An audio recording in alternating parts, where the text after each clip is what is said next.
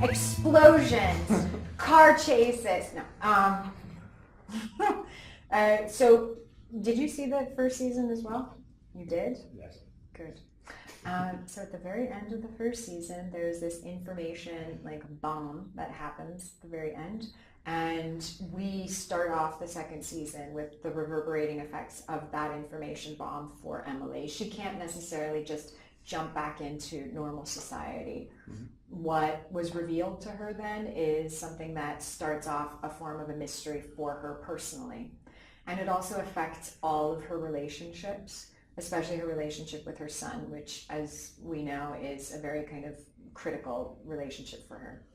Then on top of that, all of the other characters are affected by a major event in the first few scenes of episode 1 in season 2.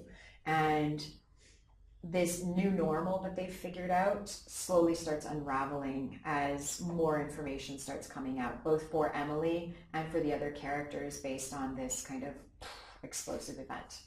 No, totally easy. No problem. It's my drug. No.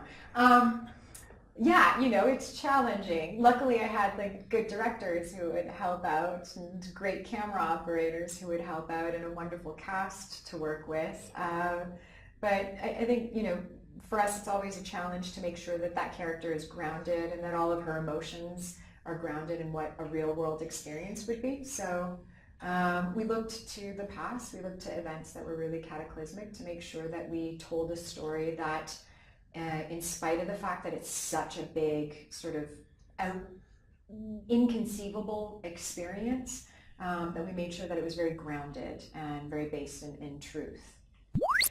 I hope that it can be something that people can understand, empathize, and relate to. That's, of course, what everyone needs for a protagonist, is that the audience jumps on board with that protagonist. Maybe the audience is uncomfortable sometimes based on what's happening to our protagonist or even what our protagonist is doing, but we have to have her be relatable at points.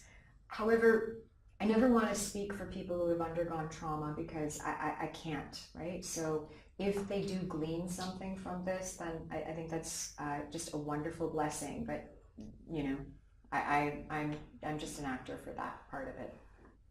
I feel like we're moving into an experience in filmmaking and in television making where we are opening up the opportunities to different races, different religions, different sexual orientations, genders, and the list goes on, to telling those tales in a more three-dimensional way. And Emily is one part of that.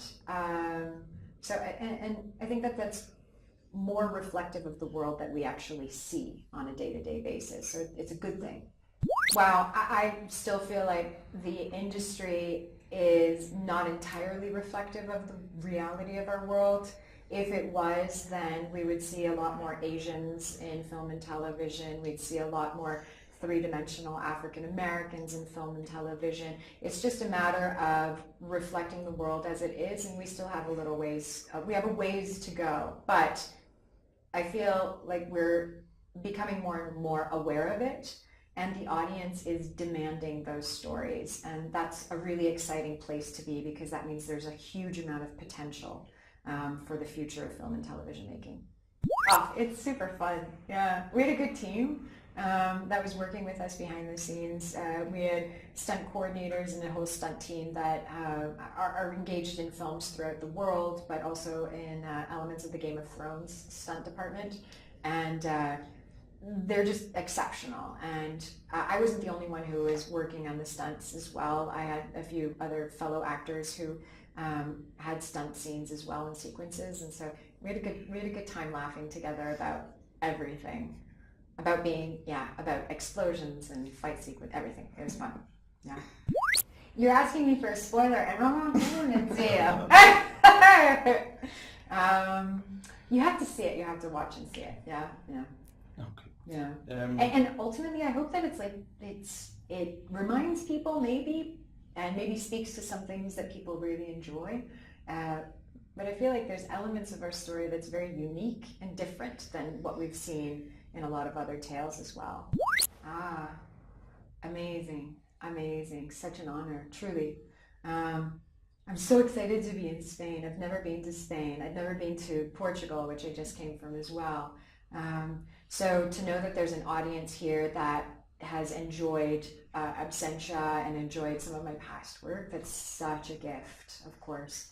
So yeah, it's cool. And I'm enjoying experiencing the country and the culture. Well, for me, nobody's ever brought it up. But I think ultimately Castle was in the mind of our creator, who is Andrew Marlowe.